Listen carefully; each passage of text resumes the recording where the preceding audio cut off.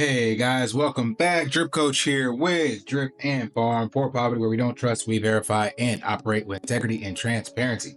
Man, today we're talking about the Bitcoin adoption explosion with nation states, companies, cities, new regulations, all sorts of stuff being all in, and should you be even more bullish on Bitcoin? So stay tuned.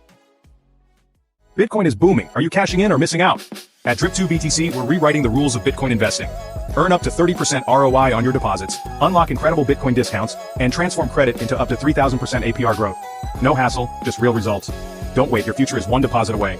Drip2BTC.com. Invest smart today. All right, today for me, over in the Kingdom of Wonder, it is Black Friday, but you won't be seeing this video till about 5 days later. But the point is, there's been a lot of Bitcoin news come out. And since it's the day after Thanksgiving, I want to start with this quick recap. This is from Bitcoin price. I think I've seen a couple other places, but it shows the price of Bitcoin on Thanksgiving Day. So literally last year, 1 year ago, you could have got Bitcoin for $37,000 and it's $95,000 today or yesterday. That is crazy. And then half of that 2 years ago. Look how quickly you could be missing the opportunity. Now, of course, you could have bought in on the 21st or the bull run for Thanksgiving and then been down for 2 years. And that's just the cyclical nature of it. But just look how quickly it can rip. If you take this one anomaly out, there are kind of consistent uptrends. And I don't think we see these prices ever again. I think the low we see again is like 70 if we're lucky. And that's what I want to talk about in this video, because I don't think we're bullish enough and don't actually understand how powerful this asset is and what it's becoming. There's a clip from, we'll go with Plan B first. He's talking about the RSI. So he's talking about how it's going to blow off soon. We're only at 75, so we haven't seen the massive gains yet. But this clip by British Hodl, he's a real estate investor, been in Bitcoin like pretty much an OG since it got launched. And I'm gonna play this 1.5 minute clip from him that has this new forever cycle theory, or basically saying that bear markets may be a thing of the past. For himself only, MSTR's purchasing only puts a floor price of $40,000 for the next year, $80,000 for 2026. And it's like, what happens to this quote unquote bear market, right? So I said, MSTR could blunt this bear market. And I think that is going to happen this time. I'm more confident that happens based on this raise that they're doing. A term I heard you coin, British, was the forever cycle. Do you think this underpins the forever cycle? Yeah, I think, I think this is the type of thing that can do that, right? Because imagine you've got this going on, then you've got the US coming in with a 1 million Bitcoin strategic national reserve. You've then got, at that point now, every other company has to look at it, right? Especially once it's in the NASDAQ. Because if you're an allocator to the NASDAQ, you now need analysis on every company in the NASDAQ. So now you're looking at what is the bet. Like, this is why I don't believe in that power law, right? And spaghetti boy that is. Because at the end of the day, you've got so much capital here, and the only thing that's going to happen is an S-curve adoption here, and you're going to hit a J-curve moment where all of this capital not only has to study it, but has to allocate, and because of the finality of the asset, has to allocate now before their competitors do it. So none of that other price modeling bullshit makes any sense to me. And because of all this, right? But you just don't understand how rapidly the capital can come in. Now, this chart shows a great example of S-curve versus J-curve. And I'm definitely on par with the S-curve adoption, because it is a technology, and that has how most technologies have been adopted. But when you overlay other technologies on top of one another, you do see this J-curve exponential growth. Now, I have not studied Bitcoin enough to understand the fundamentals, the power law, the stock to flow, and all the other models that like Plan B puts out there and stuff like that. But I do understand simple supply and demand economics. And what we're seeing now, and that's what I'm gonna cover in the rest of this video, is all of this additional hype coming into Bitcoin. So like he said, Nate, so his big catalyst is if the US goes ahead with its 1 million Bitcoin strategic stockpile, and does anything with that, then that is definitely going to signal to other countries, and MicroStrategy is signaling to other companies. But even before that, we're going to play this clip over here from Lark Davis about what's already happening. Bitcoin holders. I really didn't expect this to happen so ridiculously fast, but we have another country, a major country, talking about adding Bitcoin as a strategic reserve asset for the nation. This is insane. We have a new company buying Bitcoin, confirmed, actually lots of little small companies, one bigger company. We have lots of good news, Memecoin insanity, AI, Memecoin agent stuff to talk about. We got lots, so let's go ahead and get straight into this. Lots of fun stuff to talk about today. So first and foremost, Brazil, shout out to Brazil. Now, in case you guys don't know, by the way, Brazil has been one of the leaders globally in cryptocurrency adoption and legislation. And I know we don't talk about it as much because it's all happening in Portuguese and we're an English channel, okay? But I watch what happens over in Brazil. They were the first countries to spot Bitcoin ETF, one of the first countries to spot Ethereum ETF, one of the first countries to pass comprehensive legislation legalizing cryptocurrencies as a form of payment within the country, not legal tender, but as a form of payment. Absolutely massive. This guy said it'd be limited to 5% of Brazil's total international reserves. That would represent about $18.5 billion. So let's say around, 185,000 Bitcoin if they were to do that today, obviously. Maybe almost $200,000. They did it today and did it quietly and didn't, of course not doing it quietly. Buy button kind of stuff. But, every company out there, and there's actually lots of other little company news today. I'm not going to share all those stories, but there was like 3 or 4 companies that I saw today. They're buying like $1 million of Bitcoin or whatever. And that's not a lot of Bitcoin, okay? Like, they bought 10 Bitcoin. But you know what? If every company wants to buy 5 Bitcoin, 1 Bitcoin, 10 Bitcoin, there's just not enough, especially when you have Sailor out here, when you have Brazil, when you have America, when you have all this other stuff going on. Nobody's bullish enough. The mayor of Vancouver will put forth a motion to add Bitcoin to the balance sheet of the Vancouver city. Now remember, we had U.S. states, Pennsylvania. So that's just looking at Brazil, the mayor of Vancouver, Rumble, obviously Michael Saylor, and I think there's a couple other companies, like he said, mentioned out there. And that just means that there is a lot of people, companies, nations looking at Bitcoin now. And it's just a matter of time before, I was going to play that clip from Simply Bitcoin, but it's pretty much touched on the same thing. But the point is, there is only 450 Bitcoin available per day. So like he mentioned, let's just say the NASDAQ or the S&P 500, top 500 companies out there, let's just say they all want to have Bitcoin on their balance sheet. And by the end of the year, they want to have 1% allocation, something like that, like simple math. Let's just say they want to buy 1 Bitcoin per day. They can't even do that. Those 500 companies can't even buy 1 Bitcoin per day. And even if this 450 was sold every day, and again, that's up to the miners to sell it, that's only $45 million. I say only, like I have that kind of money, but it's that's at the $100,000 price target right now.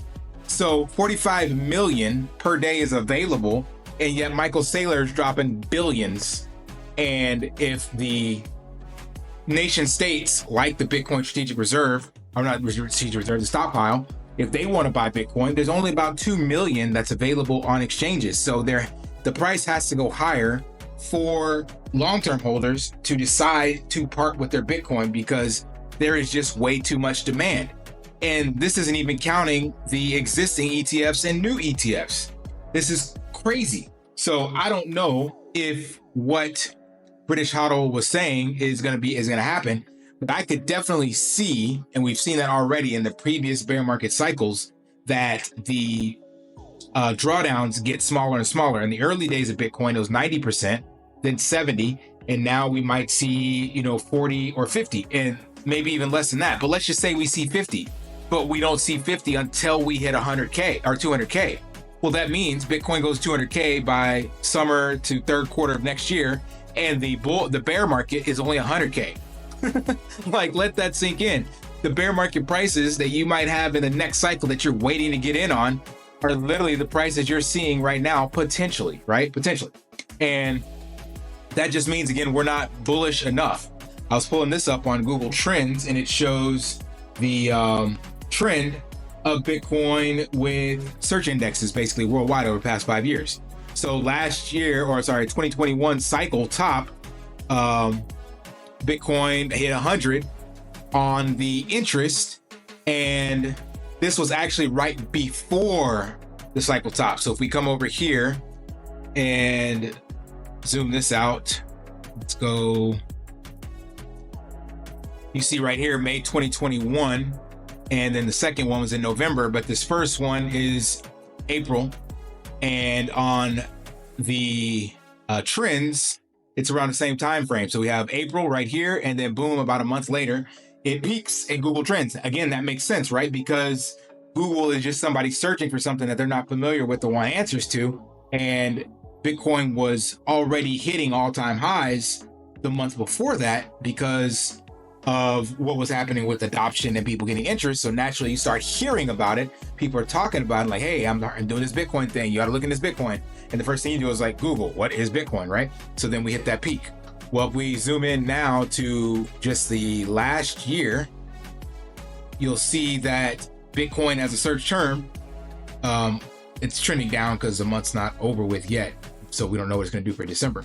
But it's on its way up. It hit 100 again because of the new tops for Bitcoin. And this is all before all of these different things happening on the Bitcoin news, the countries, the companies, the nation states, all this stuff getting into Bitcoin. So all I'm saying is, are we, not bullish enough? And are we still looking at the same cycles that we've seen before now that big money can actually get into here?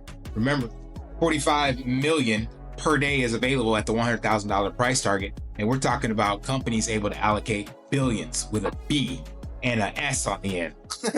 So the chances for us, the little guy, to be able to get our bags and stack sats is now. And you do not want to be wasting your time gambling on shitty community projects and dApps that really aren't decentralized, and even meme tokens, thinking you're going to gamble your way to earning and owning Bitcoin. That is not going to happen. You're going to get wrecked and left at the end of this cycle going, I wish I would have got in when I had the opportunity. So all I keep doing is beating the drum to try to remind people I made my mistakes on my channel and led sheep to the slaughter and learned my lessons. And no more will I be shilling those Ponzi-nomic community cult projects because they are not sustainable and they are literally just built to exploit you. There's one that just got exploited recently. I don't have the details on it, but it doesn't really matter what it is because all of them look exactly the same.